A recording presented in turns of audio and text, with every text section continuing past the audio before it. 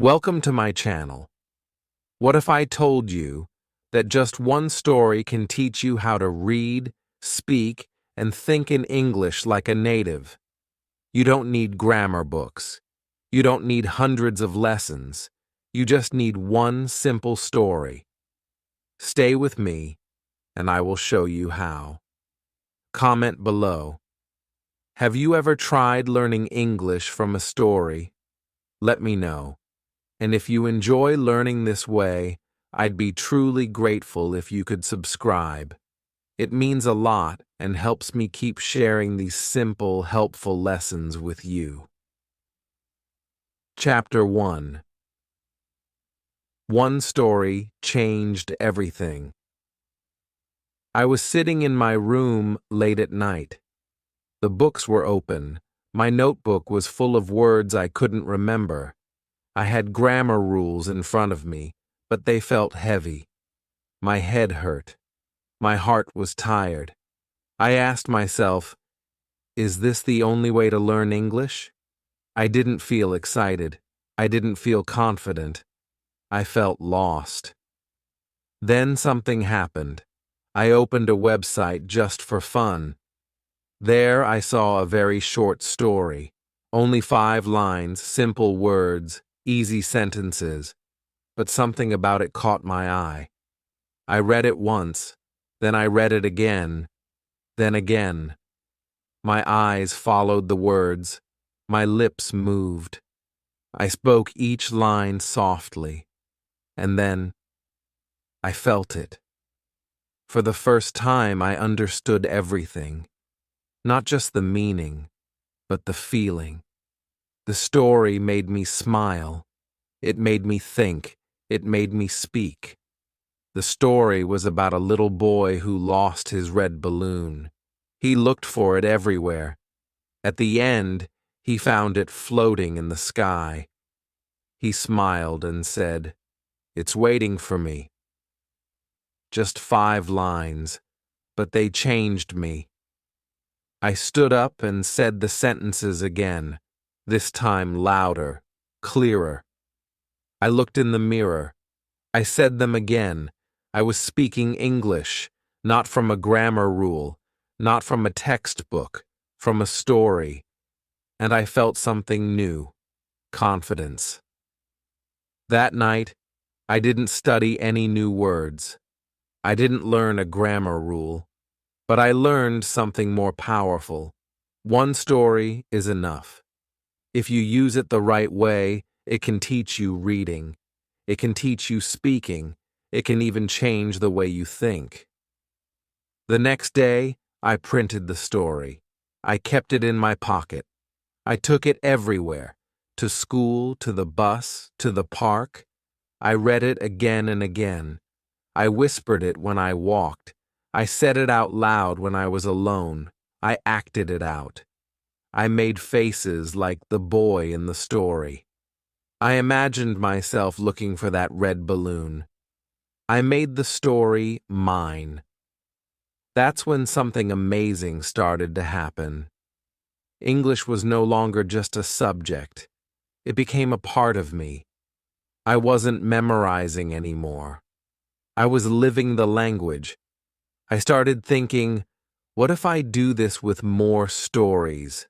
What if one story, just one, can be my teacher? So I tried, and it worked. Not because the stories were long or difficult, but because they were alive. From that one story, I learned how to read with feeling. I learned how to speak with rhythm. I learned how to think without translating. And slowly, I started becoming fluent.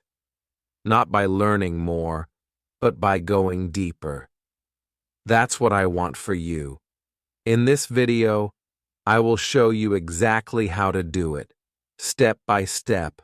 We will use one story. We will explore it together. And by the end, you will not just read it. You will speak it. You will think with it. And you will believe in yourself. So take a deep breath. Forget the grammar rules for a moment. Forget the big words. Let's start small. Let's start with one story. Because sometimes one story is all you need to change everything. Chapter 2. How to read with feeling, not just words. The next morning, I sat on my bed with that story in my hands. I had already read it many times, but now I wanted something more. I didn't want to just read the words. I wanted to feel them. I wanted to bring the story to life. So, I looked at the first line. The boy lost his red balloon. I didn't just say it. I imagined it. I saw the boy in my mind. I saw him looking up, his eyes wide, his hand reaching out. I read it slowly, like I was the boy. I felt the sadness in the sentence. I said it again, but this time softer, then louder, then like a whisper. Each time, it felt new. That was the moment I realized something. Reading is not about speed. It's about connection. When you feel the sentence, you remember it, you understand it, and you love it. I read the second line. He looked behind trees, under cars, and inside boxes. I smiled. The words were simple, but they painted a picture in my head. I saw the boy running. I saw him searching. And I felt his hope. I didn't use a dictionary. I didn't worry about grammar. I just followed the boy. You see, when you read with feeling, the words stay with you. You don't forget them. They become part of you. That's what I want you to do. Take one story. Read it slowly. Feel every line. Imagine it. Act it out if you want. Say it with emotion. This is not childish. This is how your brain learns best. I read the story 5 times that morning. Each time I changed something. One time I read it like I was telling it to a friend. Another time, like it was happening to me. Then, I read it like I was telling it to a little child. I even read it like I was performing on stage. Every time, I discovered something new. Reading like this is powerful. It makes the story alive. And when the story is alive, the language becomes real. You don't forget it. You don't need to study it. It stays with you. That day, I walked to school with the story in my head. I didn't have the paper, but I could remember every word. Why? Because I had felt the words. I had lived them. I want you to try this. Choose one small story. It can be about anything. A balloon, a dog, a rainy day. Read it 5 times. Each time change your voice, change your emotion. Read it happy, read it sad, read it fast, read it slow. And don't just use your voice, use your heart. Reading like this is not just reading. It's practice for speaking. It's training for thinking. It's a secret way to become fluent without stress. I didn't know it back then, but I was building something strong. My mouth was learning the shapes of English. My ears were learning the music. My brain was building English inside me, one story at a time. So don't read like a student. Read like a storyteller. Read like a dreamer. Feel the words. Live the story. That's how you begin to change. Chapter 3. Speak the story. Don't just say it. The first time I tried to speak English, my voice was small. My lips were tight. I was scared. I had the story in my hand, but the words felt heavy in my mouth. I thought, what if I say it wrong? I looked around. No one was there. Still, I was nervous, but I remembered something. This is just a story. It's not a test. It's not a school exam. It's a little story about a boy and a balloon, and I liked that story. So I took a deep breath. I looked at the first line and said it out loud. The boy lost his red balloon. At first it didn't sound right. My voice didn't feel strong, but I didn't stop. I said it again and again, slowly, then faster, then with feeling. The second line.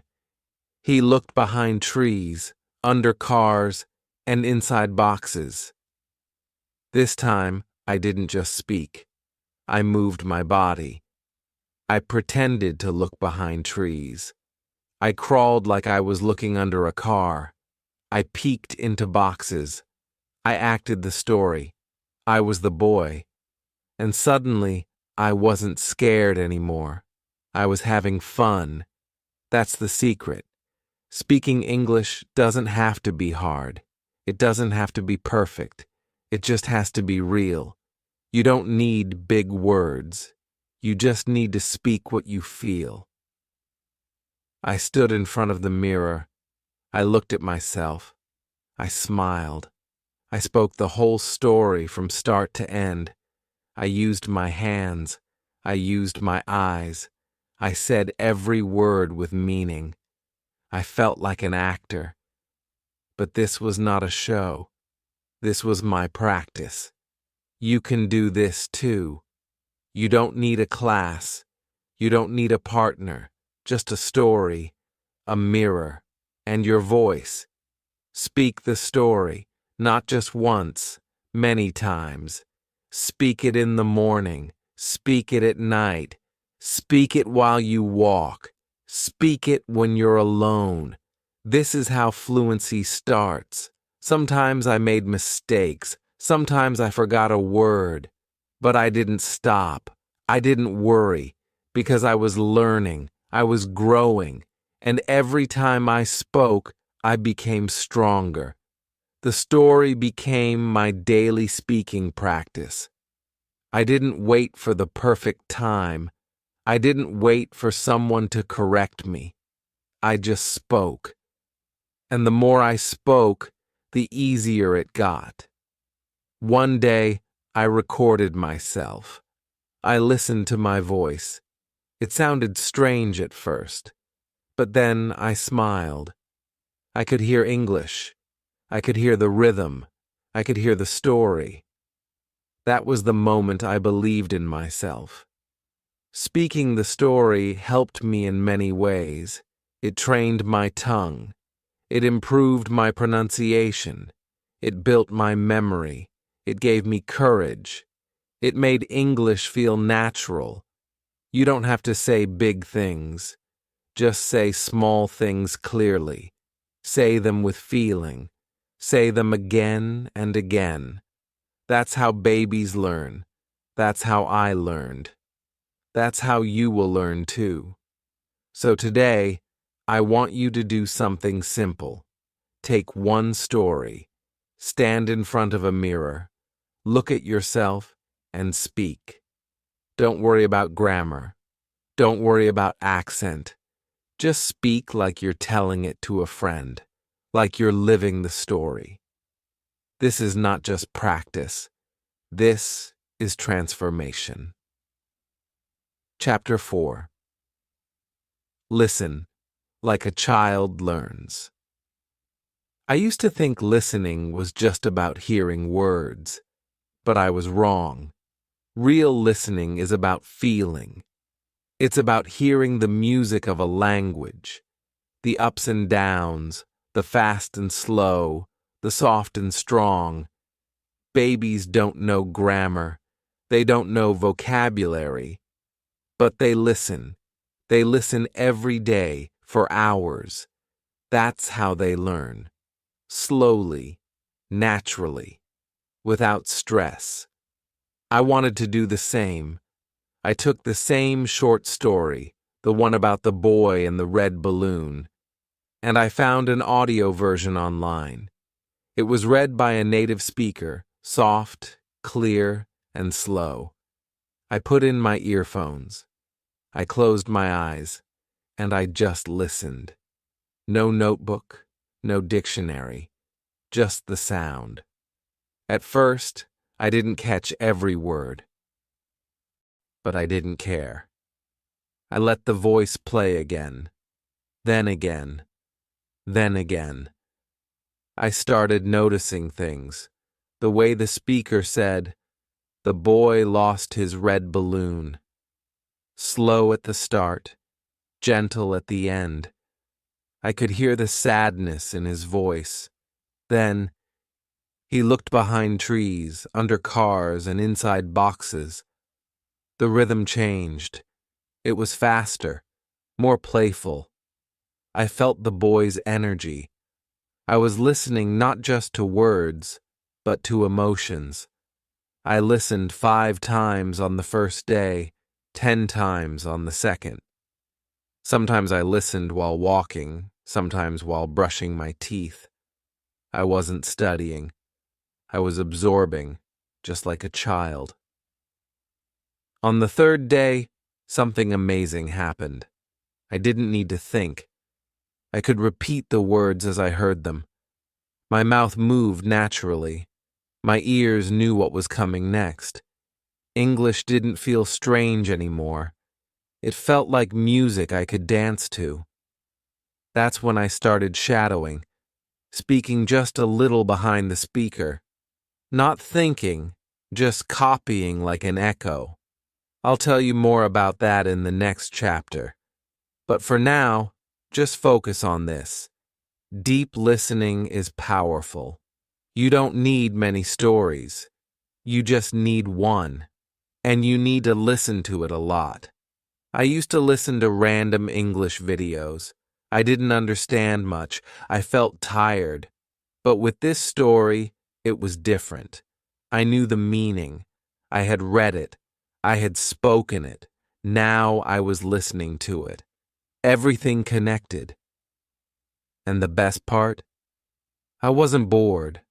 I was listening to a story I liked. It was short. It had feeling. I could imagine it while listening. And the more I listened, the better my pronunciation became, the better my memory became, the more confident I felt. If you want to train your ears like a baby, here's what to do. Choose one simple story, find the audio, or record yourself reading it. Listen to it 5 times a day. Don't worry if you don't understand everything. Just listen. Let your brain do the work.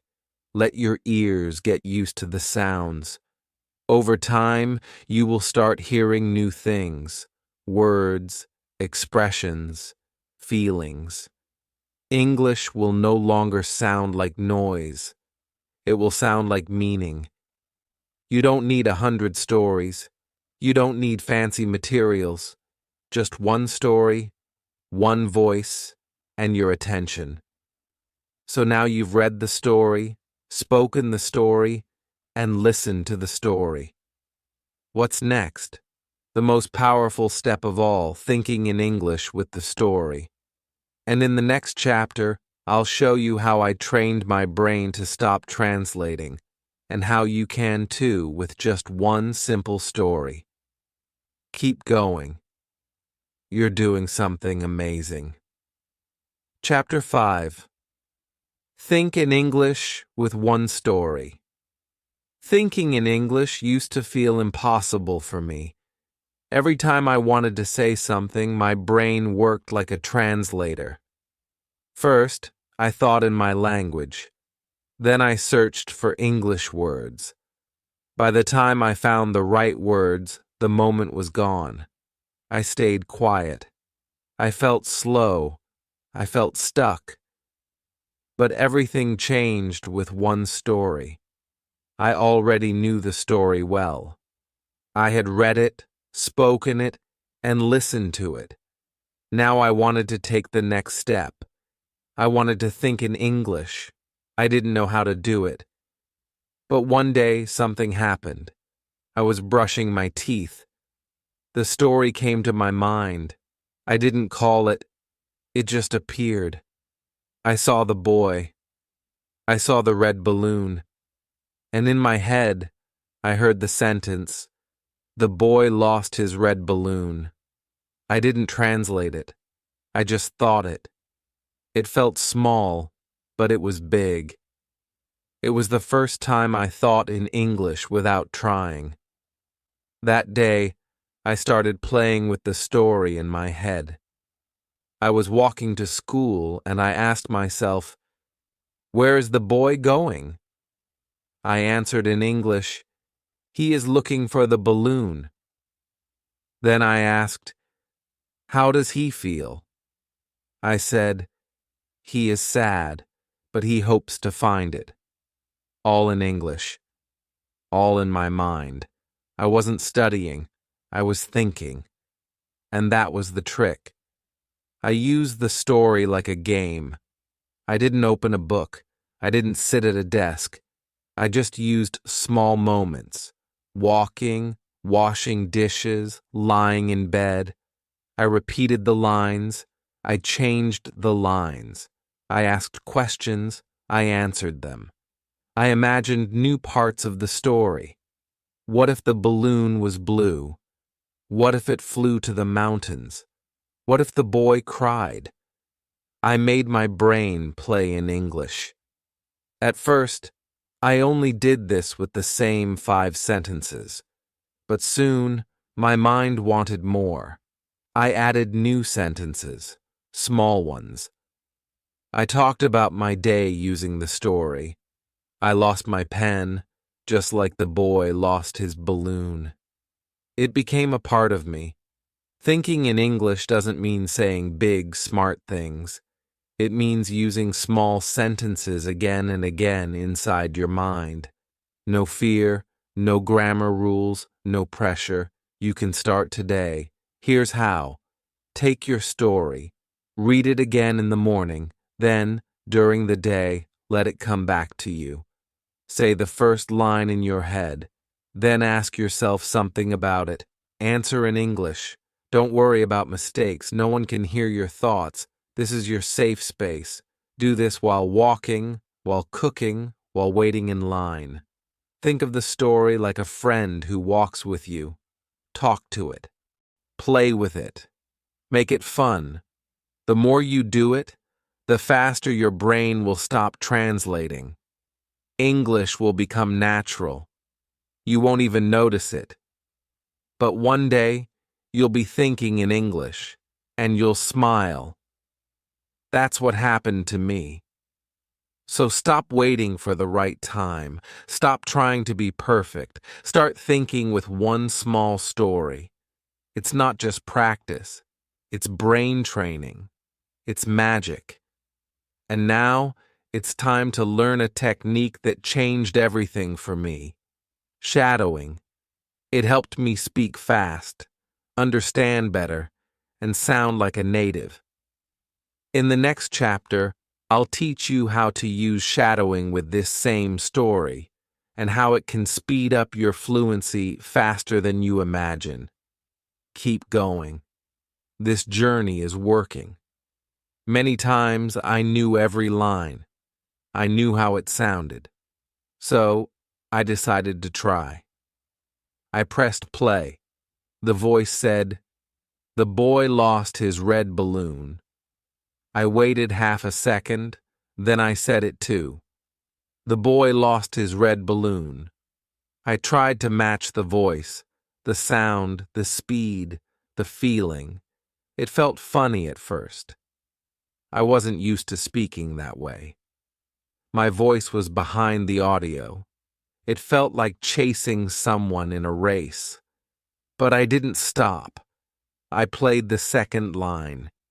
He looked behind trees, under cars, and inside boxes. I repeated it just behind the voice. I tried to copy the rise and fall. I tried to feel the rhythm. I was not just speaking English. I was performing it. And something amazing happened. After a few minutes, I could feel my mouth moving faster. My brain didn't have time to think in my own language. I had to follow the voice. I had to stay close. And that's the magic of shadowing. It forces your brain to stop translating. It pushes you to think, speak, and feel English, all at the same time. That day, I shadowed the full story 10 times. I stood in front of the mirror. I looked at my lips. I copied the speaker's emotion. If he sounded sad, I sounded sad. If he sounded happy, I smiled too. I was not just learning pronunciation. I was learning expression. I was learning flow. Every day, I shadowed the same story. 5 minutes in the morning, 5 minutes before sleep. I didn't need a classroom. I didn't need a partner. I just needed the story and my voice. That's it. After 1 week, my mouth felt stronger. My words came out faster. I didn't pause so much. I started noticing patterns, how words connected, how some sounds disappeared, how some were stretched. My listening improved. My speaking improved. My confidence grew. I didn't sound like a robot. I sounded human. Here's how you can do it too. Choose a short story you like, one with audio. If you can't find it, record your own voice reading it. Listen to one sentence. Pause and repeat it. Try to match the voice. Then play a full line and speak along with it half a second behind. Don't pause the audio. Keep going. Don't worry about mistakes. Just keep moving. Like a shadow. In the beginning, it will be hard. Your tongue will feel slow. Your breath may feel short, but don't give up. This is not a test. This is a powerful practice. Do this every day. Even 5 minutes can help. You will see changes in your sound, in your speed, in your confidence. Shadowing is not acting. It's not pretending. It's the closest thing to real-life speaking without pressure. You're not just learning English, you're becoming English. So don't just read the story.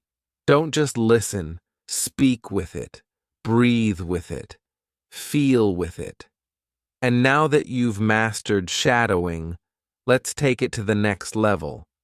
In the next chapter, I'll show you how I turned this one story into 100 real English sentences, and how you can too. This is where your English starts to grow like never before.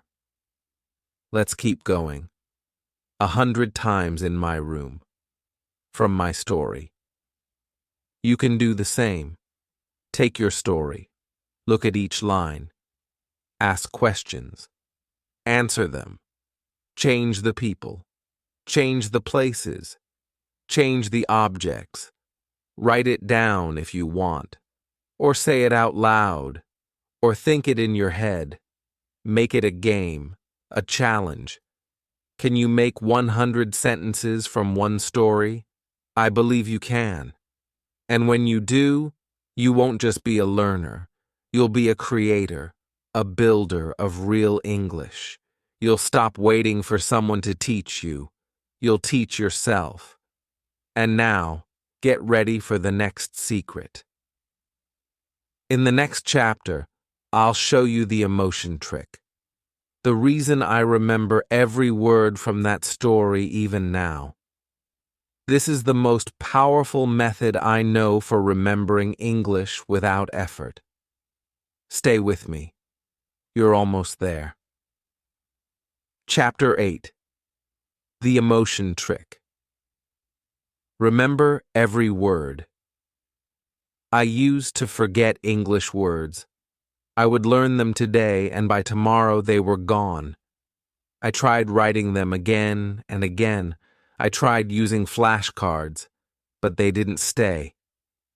I felt frustrated. I thought something was wrong with me. But the problem wasn't my brain. The problem was how I was learning. The words were just sounds to me. They had no meaning, no feeling, no story. Until I discovered the emotion trick. It happened by accident. I was reading the same story, the one about the boy and the red balloon. I had read it many times. I had spoken it, shadowed it, and made sentences from it. But now I wanted to feel it deeper. So I closed my eyes and thought about the boy. I imagined him as me. I saw myself as a child. I remembered the time I lost my toy car in the park. I cried. I searched everywhere. And suddenly, the story wasn't just a story anymore. It was my memory. That's when everything changed. I took the first line. The boy lost his red balloon. I said it again. But this time, I felt the sadness. I remembered how I felt when I lost something I loved. That sentence stayed in my heart. It wasn't just a line from a story. It was my line. Then, I looked at the second line. He looked behind trees, under cars, and inside boxes. I imagined myself looking under a bed, calling my dog's name, feeling worried. That feeling helped me remember the sentence easily. Naturally, I did the same for every line. I added emotion. I added imagination. I changed the boy's name. I made him my younger brother. I imagined myself helping him. We were running together, searching for the balloon. It became our story. That's the emotion trick. Connect the words to your feelings, to your life. When you do that, the words are no longer just words. They become part of your heart, and your heart remembers what your brain forgets. After that, I never needed to memorize the story again. It stayed with me, not for a day, but for years.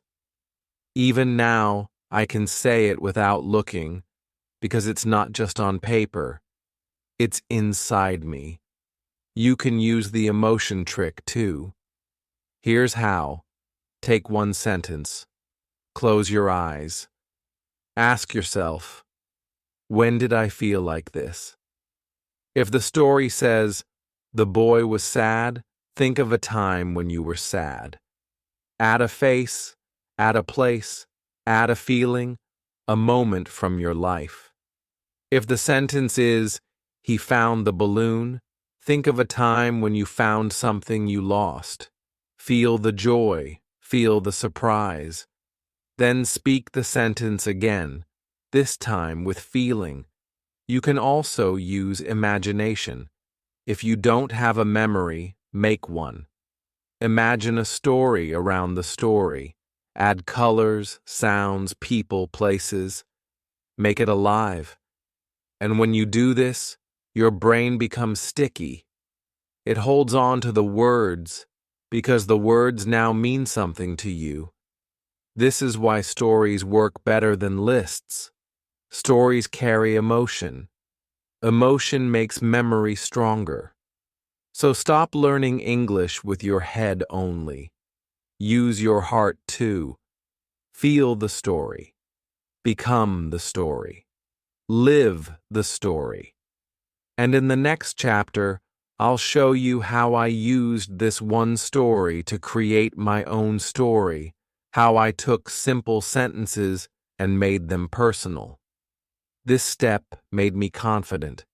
It made me feel like a real English speaker. You'll love it. Keep going. You're almost there. Chapter 9. Create your own story from the first one. Now it was time to do something I had never done before. I had read the story. I had listened, spoken, shadowed, and thought with it.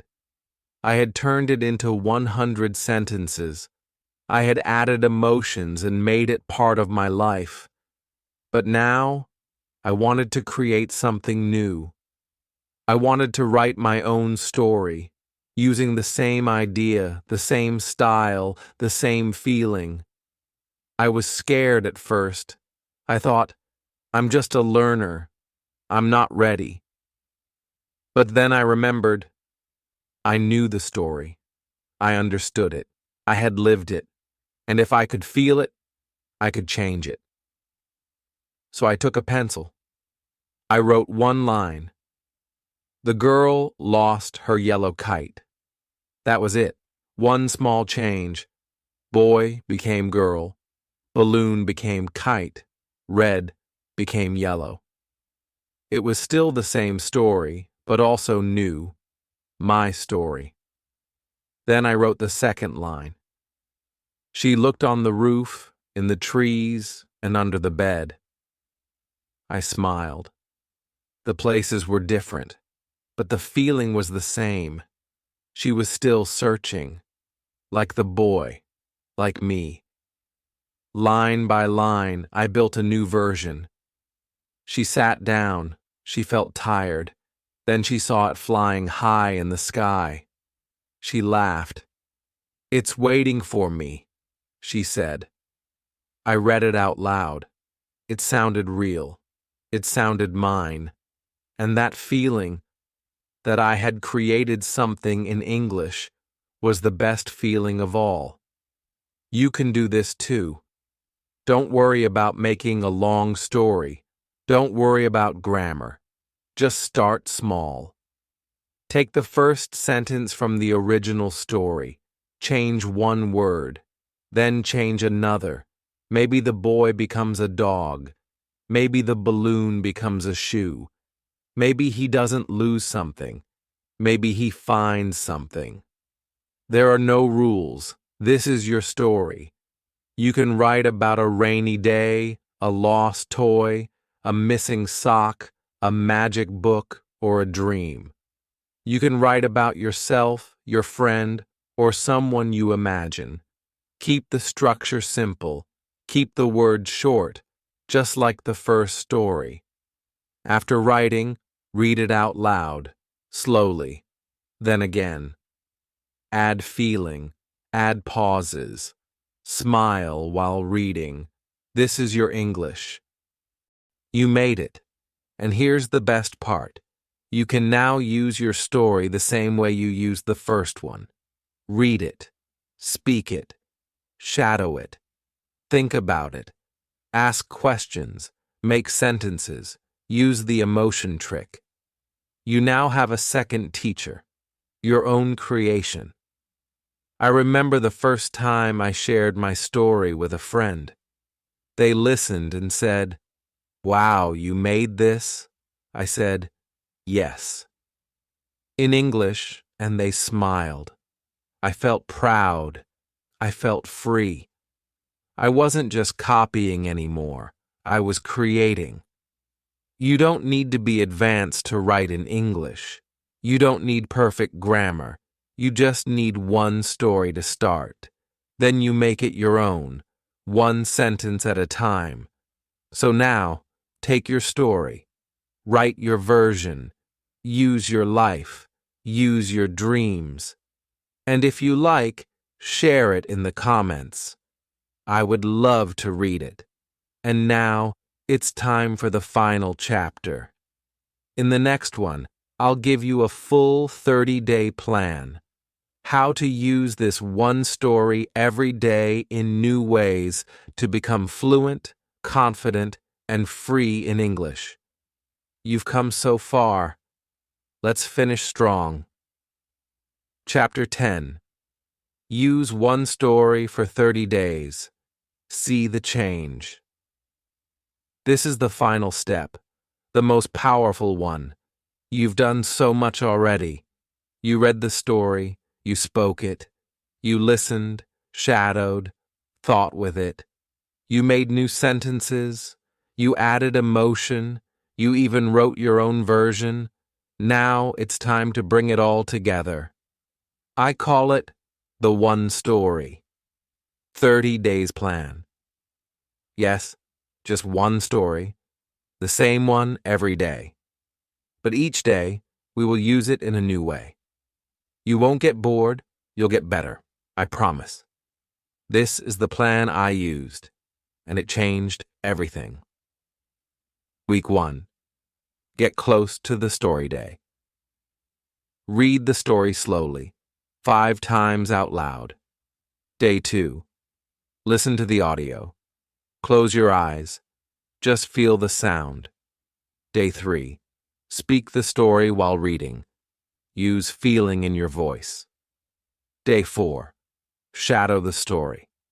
Follow the audio half a second behind. Day 5. Think with the story. Repeat lines in your mind while walking or sitting. Day 6. Ask simple questions about the story and answer in English. Day 7. Use the emotion trick. Connect each line with your memory or imagination. By the end of the first week, the story will live in your heart.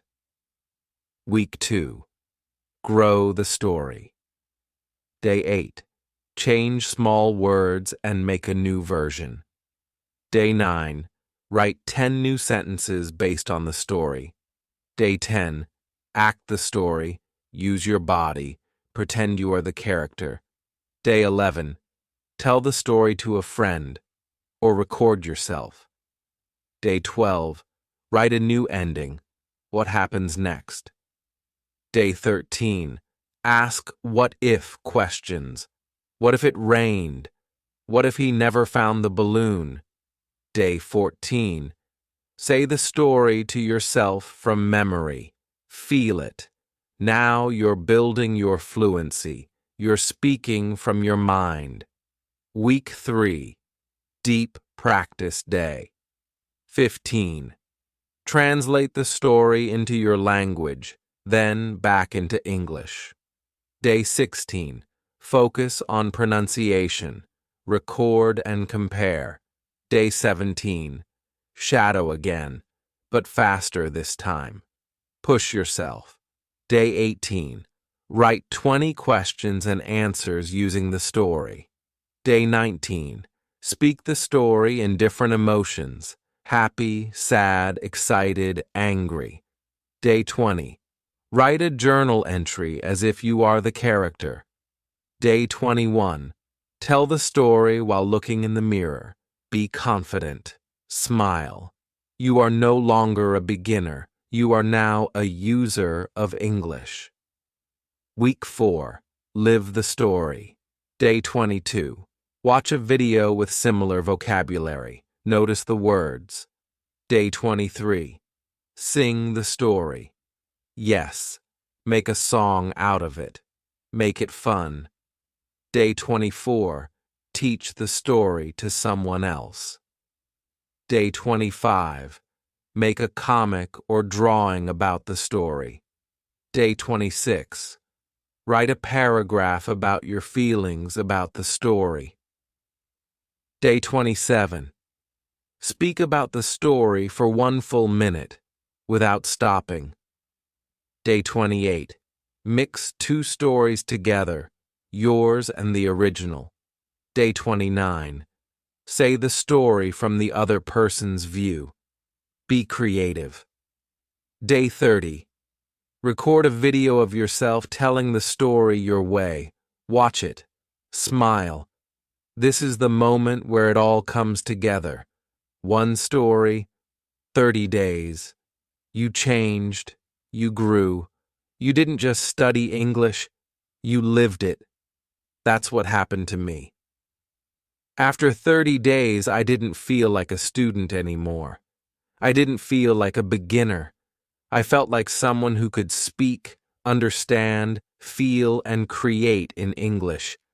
And you can feel the same. So don't wait. Start today. Use this story. Follow this plan. Repeat it with a new story. Next month, and the next, and the next. Your English will grow faster than you ever thought. You don't need 100 lessons. You just need one story and the will to use it well. If this video helped you, please like it and share it with your friends. And tell me in the comments, are you ready to start your 30-day story challenge? I'll be reading every comment. And don't forget to subscribe to the channel for more real, simple, and powerful ways to learn English. Let's grow together. Your journey has just begun.